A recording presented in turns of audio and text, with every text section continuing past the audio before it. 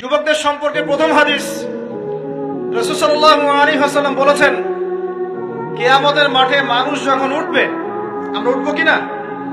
আচ্ছা, নাকি উঠবো না? যারা আগুনে পুড়ে গেছে তারা উঠবে কিনা? যারা পানিতে ডুবে গেছে, যাদের লাশও খুঁজে পাওয়া যায় নাই, উঠবে কিনা? উঠবে। আচ্ছা, যখন মানুষ উঠবে তখন তাকে 5টা প্রশ্ন করা হবে। কয়টা ভাই?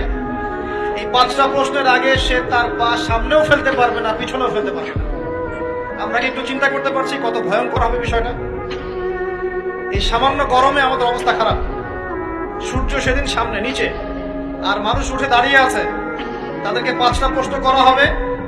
যতক্ষণ পর্যন্ত প্রশ্নের উত্তর দিতে পারছে না, সামনেও যেতে পারবে না, পিছনেও আসতে পারবে না, পা নড়াতে পারবে না।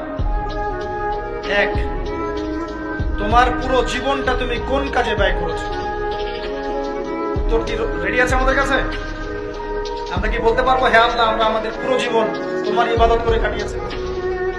2, তোমার যৌবন স্পেশালি তুমি কোন কাজে ব্যয় করেছো?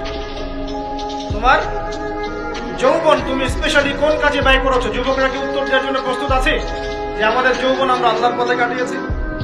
সবাই কি বলতে পারবো? 3 নাম্বার, তোমার রিজিকের উৎস কি ছিল? কোন পথে সম্পদ অর্জন করেছো? 4 নাম্বার, কোন পথে সম্পদ ব্যয় করেছো? কোন কোন খাতে সম্পদ ব্যয় করেছো?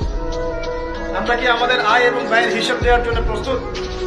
5, তোমাকে আমি যে জ্ঞান দিয়েছিলাম সেই জ্ঞান অনুযায়ী আমল করেছো কিনা? আল্লাহ পাক আমাকে আপনাদের সবাইকে তৌফিক দান।